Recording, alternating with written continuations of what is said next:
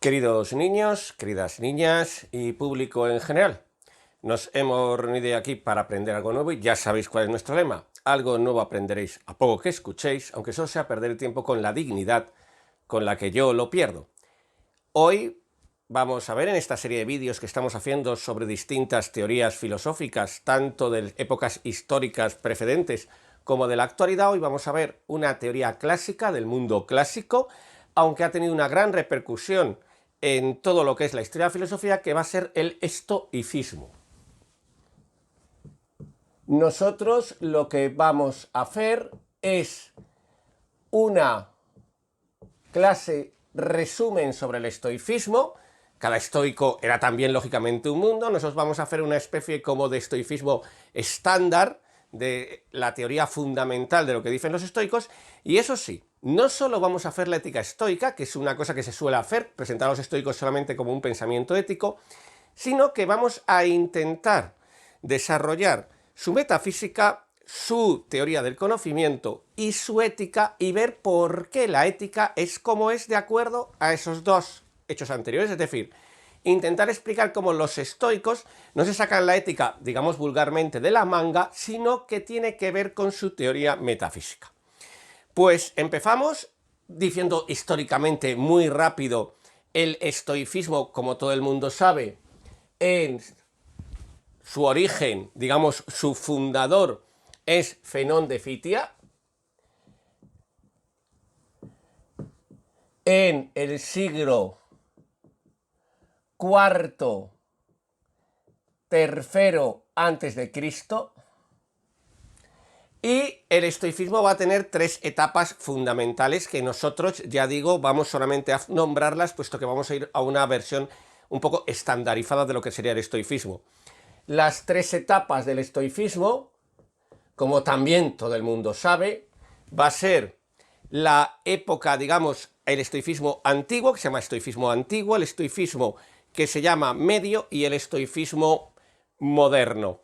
Por estoicismo moderno, que nadie se confunda, no estamos hablando del estoicismo en una época, en la modernidad, por ejemplo, o actualmente, sino del estoicismo que se va a dar en el Imperio Romano, con los tres estoicos que probablemente a todo el mundo les suenen, que son Séneca, Epícteto y Marco Aurelio. Así pues, hay tres etapas.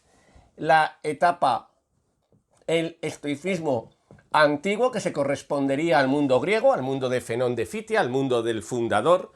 Ese sería el primer estoicismo, el estoicismo antiguo. El estoicismo medio, que es el contacto con el mundo romano, para entendernos un poco, y el estoicismo moderno, que sería probablemente el que más nos suene, que es el estoicismo de el Imperio Romano característico, ya un estoicismo muy centrado fundamentalmente en temas de ética, que serían Séneca, fundamentalmente Epícteto, como hemos dicho antes, y Marco Aurelio. Vamos a ver qué es lo que nos quieren decir los estoicos.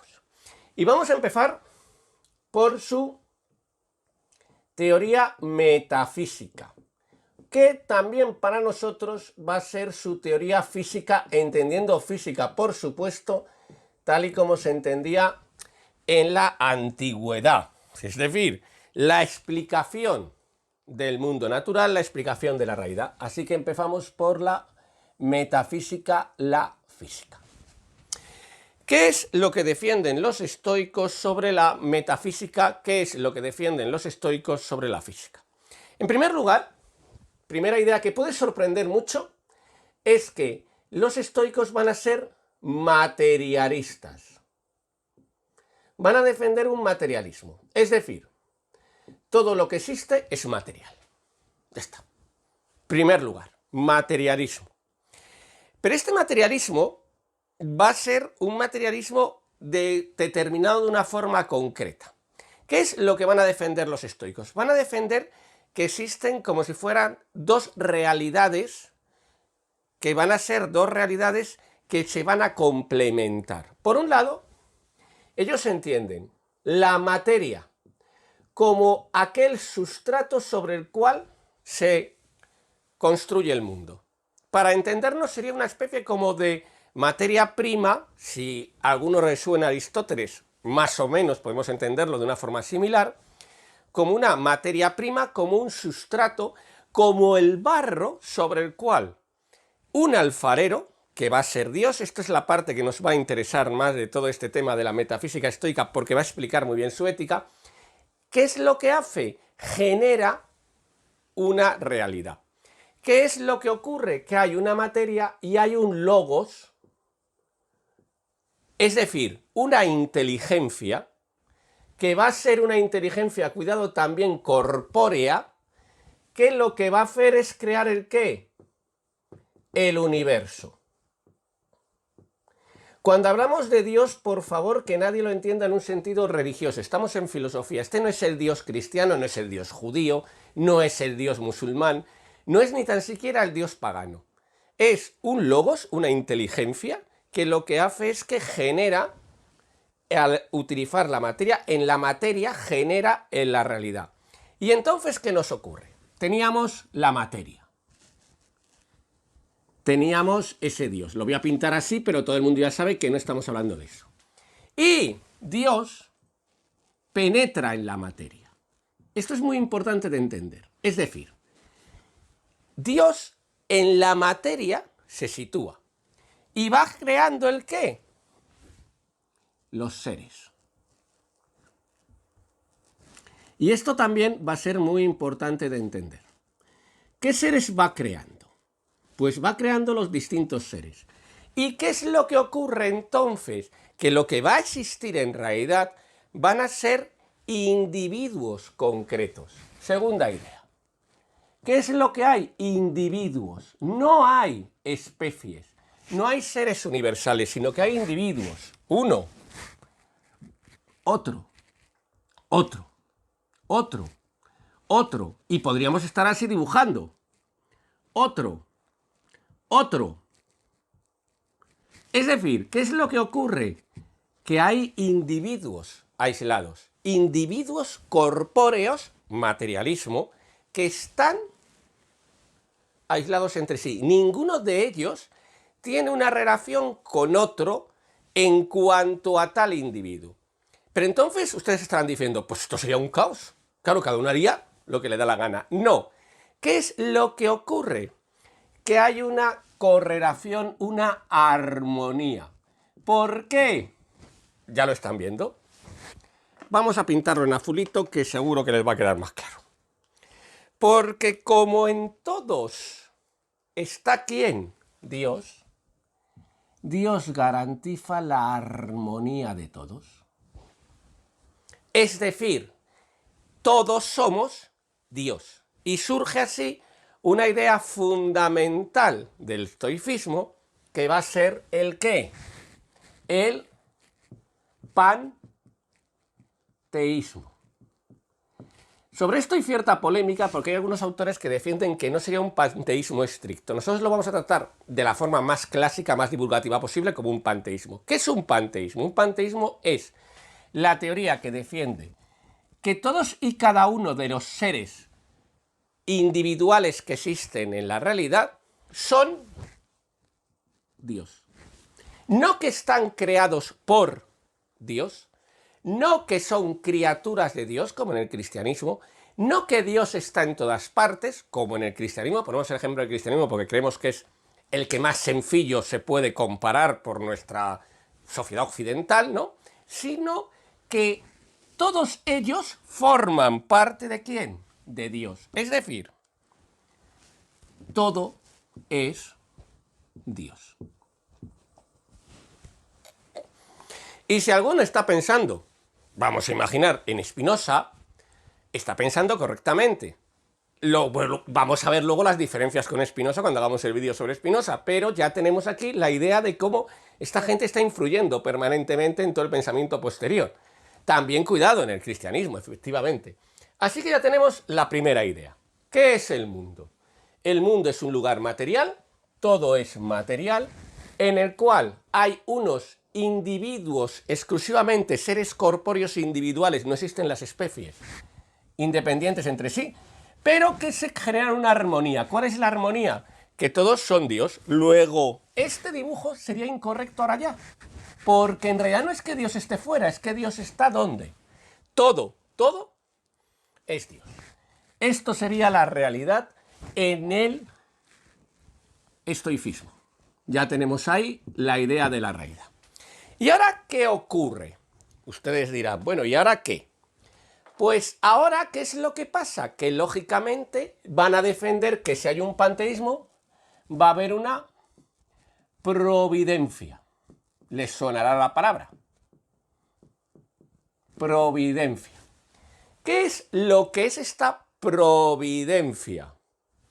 Que todo lo que ocurre, si todo ocurre, todo lo que es Dios y hay una armonía,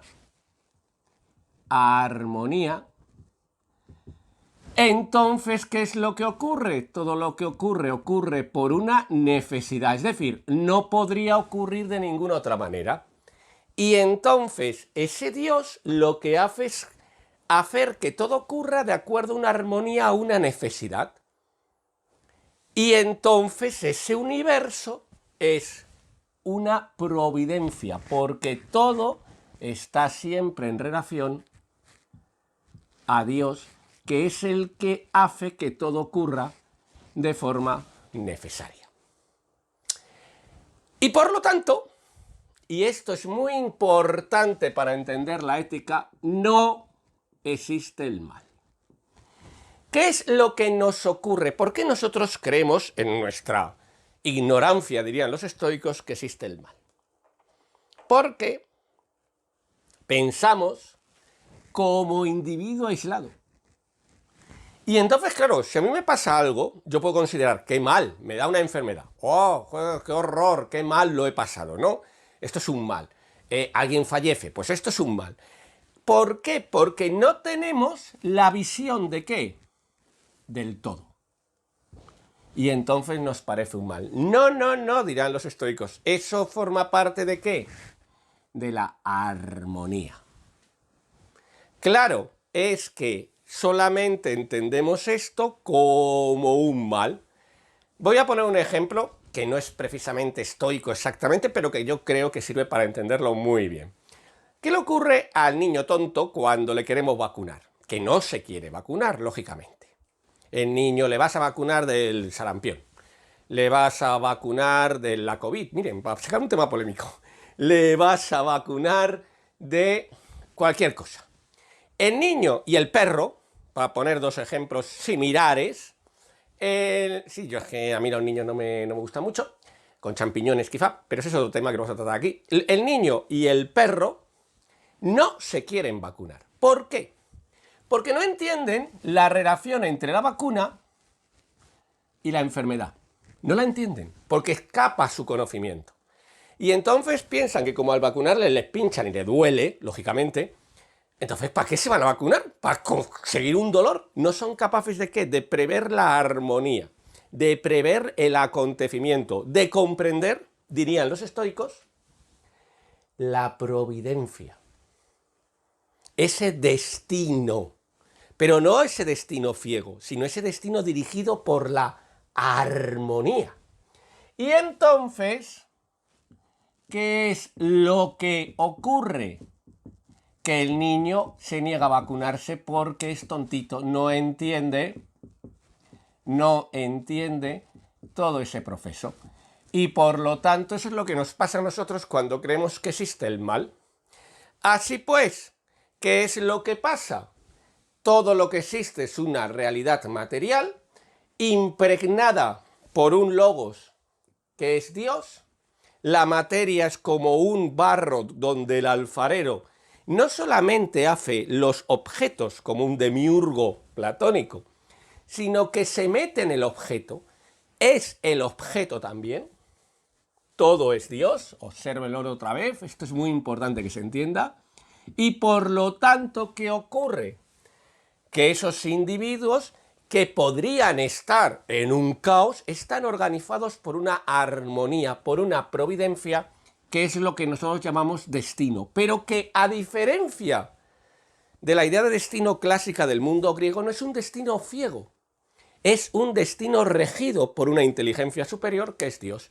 Y ahí surge el panteísmo. Todo es Dios. Y toda esta realidad, concluyen los estoicos, estamos dando un resumen, por lo tanto, vamos un poquito rápido, porque todo esto podría generar para 1 hora o 2 horas de clase cada uno de estos conceptos, que son muy importantes y que van a tener mucha repercusión en el futuro. Todo esto, ¿qué es lo que ocurre? Acaba con lo que se llama el gran año. Vamos a ponerlo así, entre comillas, el gran año. ¿Qué es el gran año? El gran año es un ciclo. Toda esta realidad es un ciclo que empieza y que termina. ¿Y por qué lo he pintado en círculo y no lo he pintado en línea recta?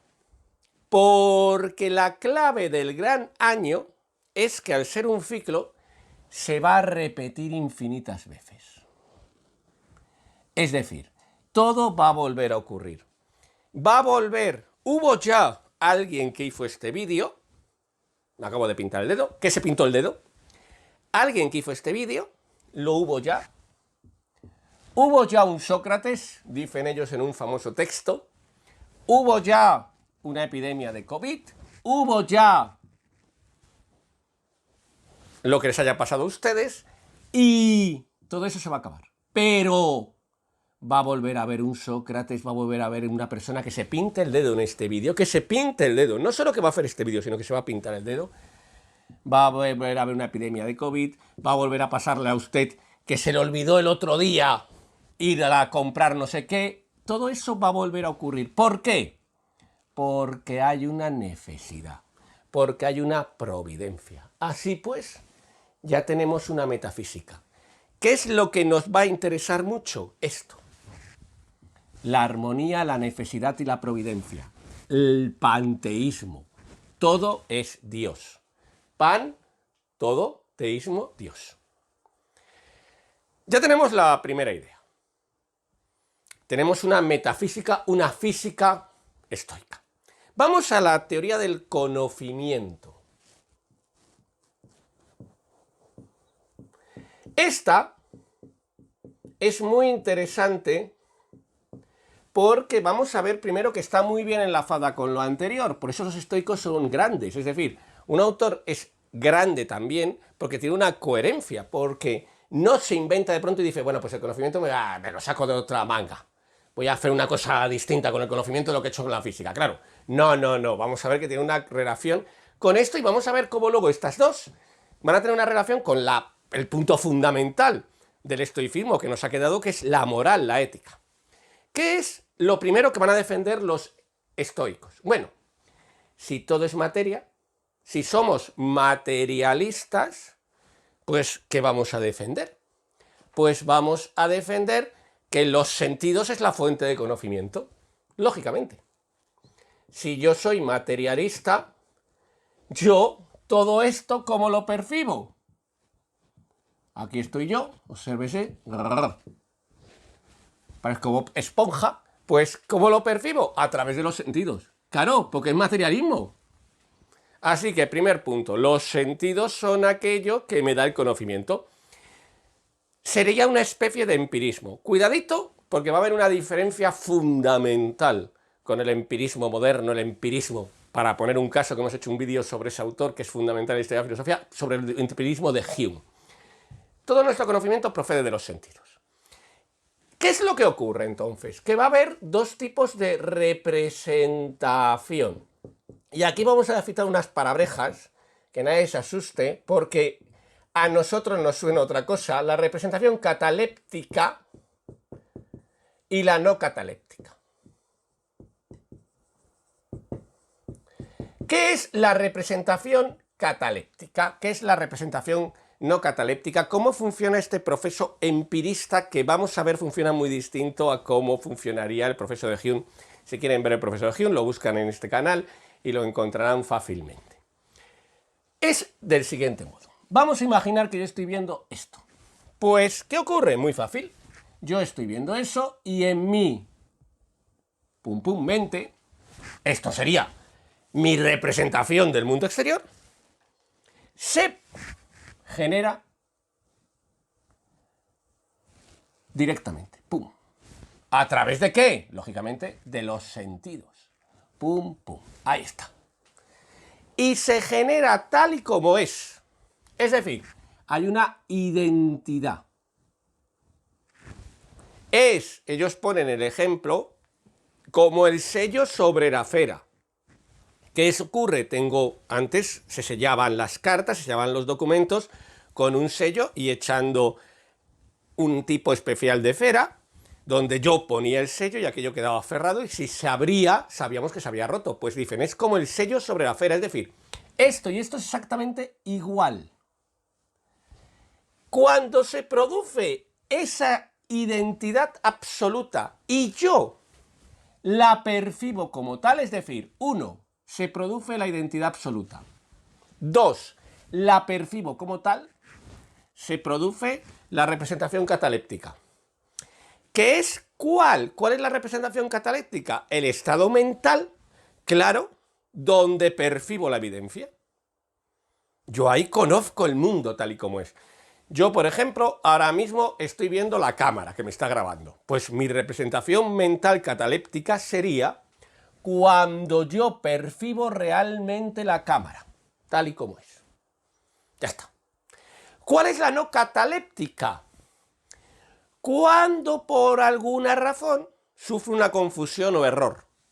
Por ejemplo, yo ahora estoy viendo el cable de un enchufe y vamos a imaginar que mirándolo de refilón así veo una especie de serpiente. Pues ya tendría una representación no cataléptica. ¿Por qué es no cataléptica?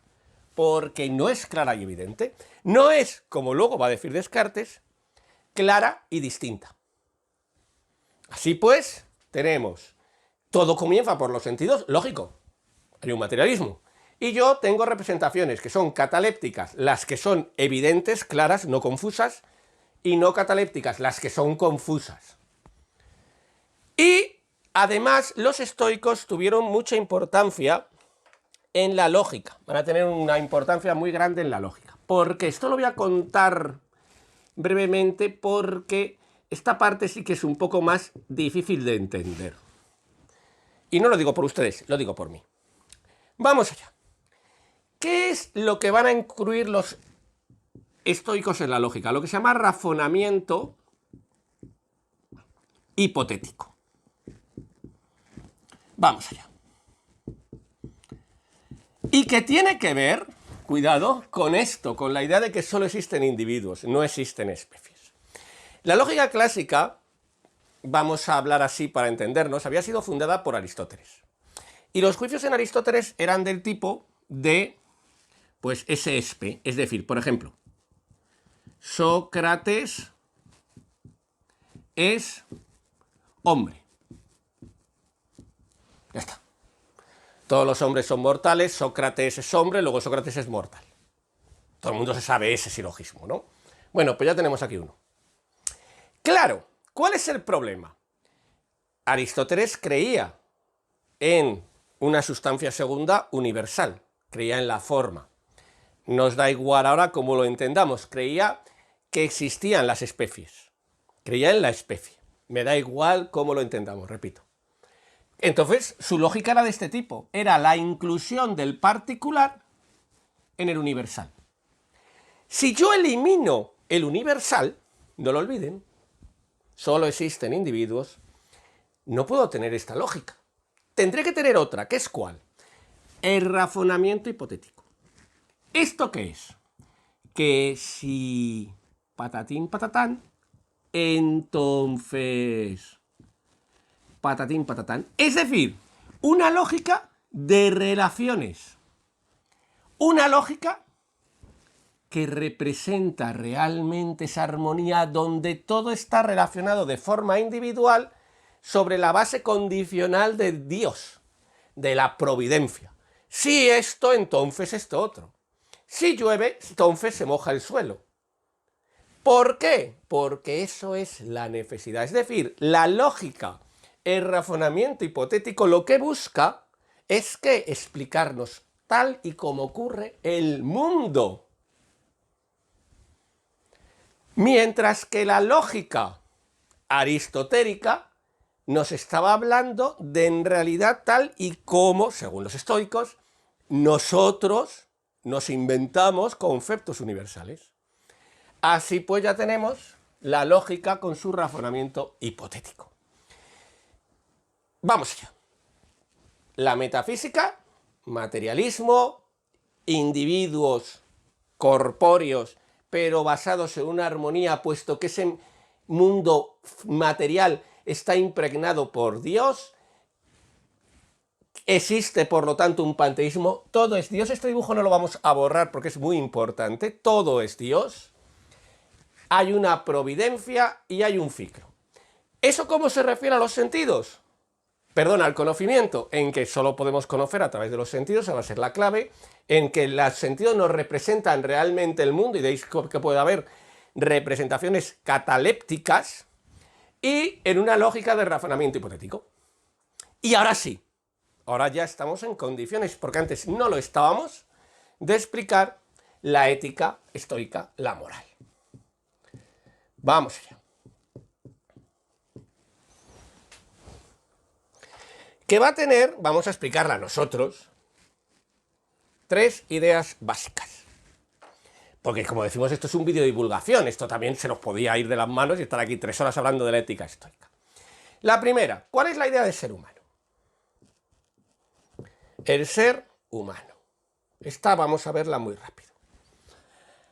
¿Qué es un ser humano? Un ser humano es solo una parte de ese universo armonioso. Es solo una parte. Aquí está. Fíjense ustedes, ¿eh? Vamos a pintarle aquí, ¿vale? Ahí está. Es solo una parte de ese universo armonioso. No lo olviden, ¿eh? Aquí está Dios, que se nos está borrando. Esto es el triunfo del ateísmo. Aquí está Dios, que se nos está borrando. Y ahí está, ahí estamos nosotros, los seres humanos. Una parte del universo armonioso. ¿Qué tiene qué?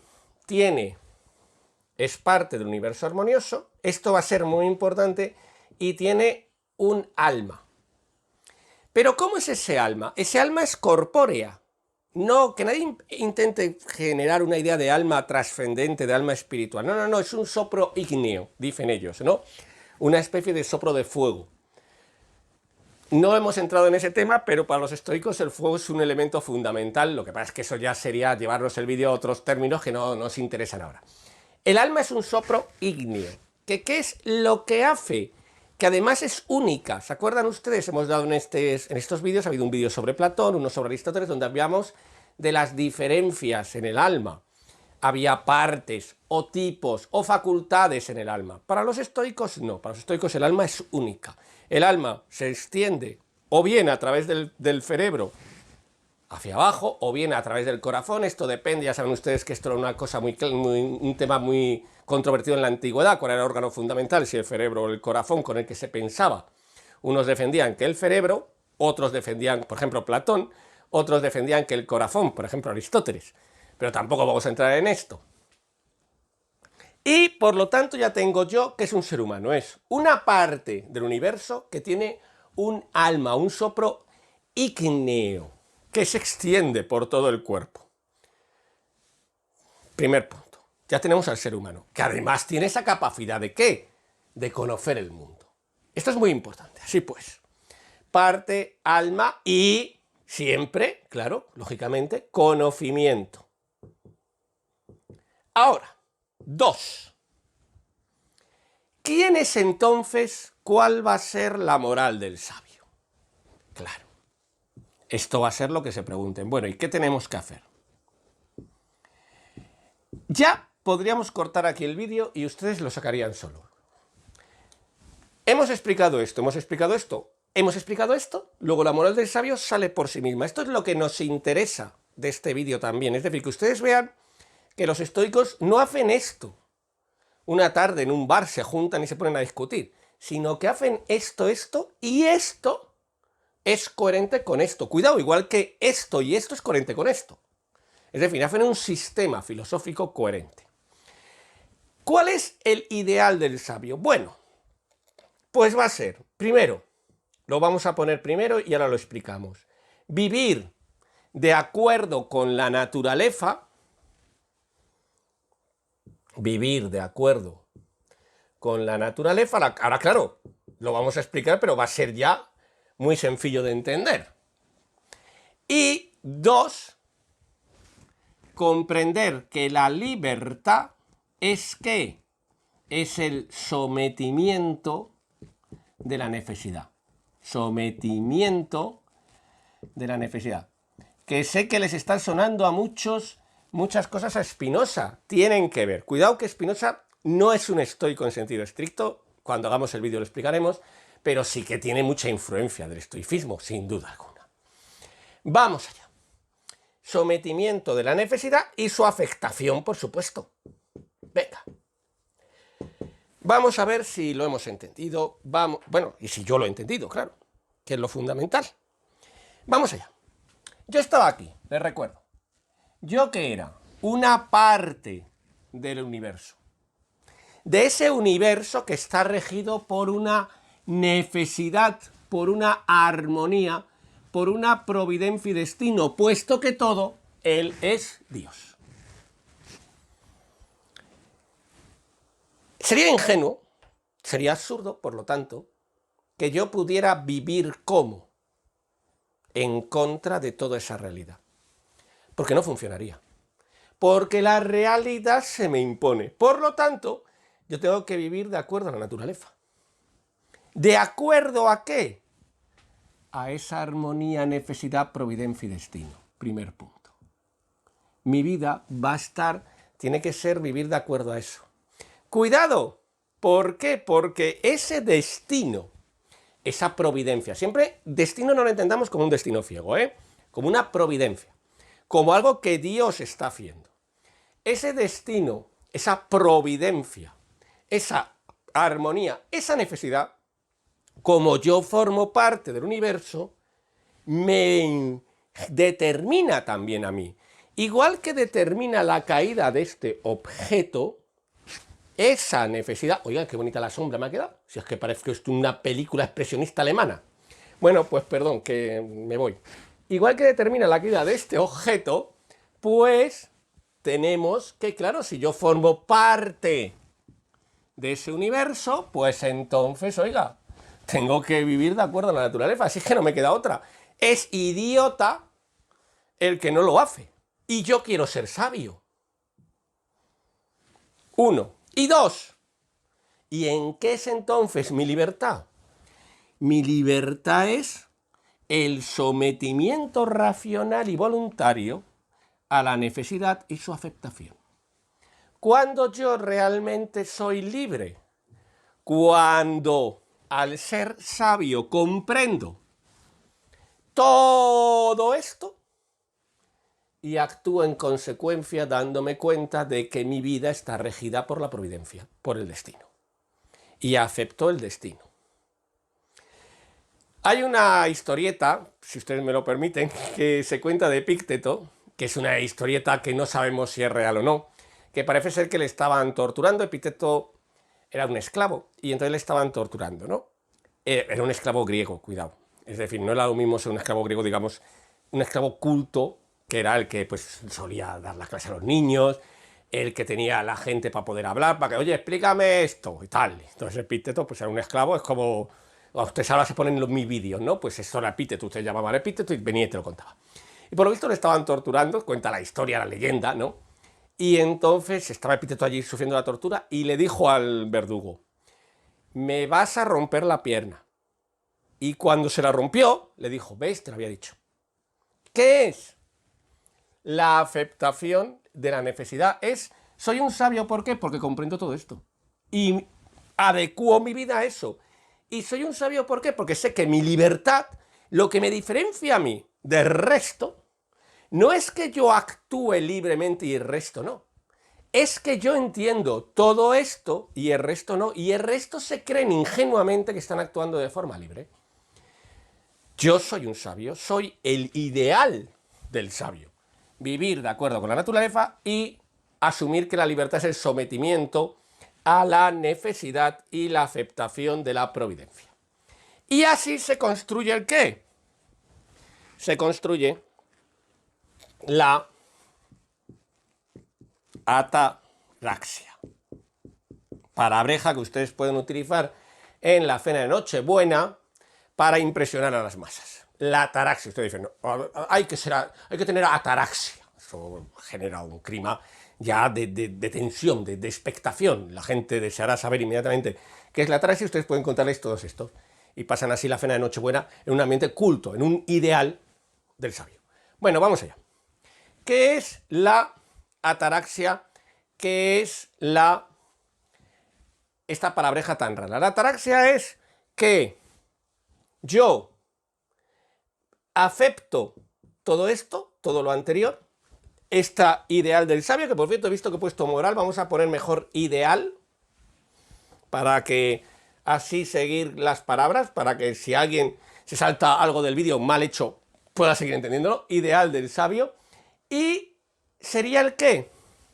La imperturbabilidad del ánimo. El ánimo imperturbable.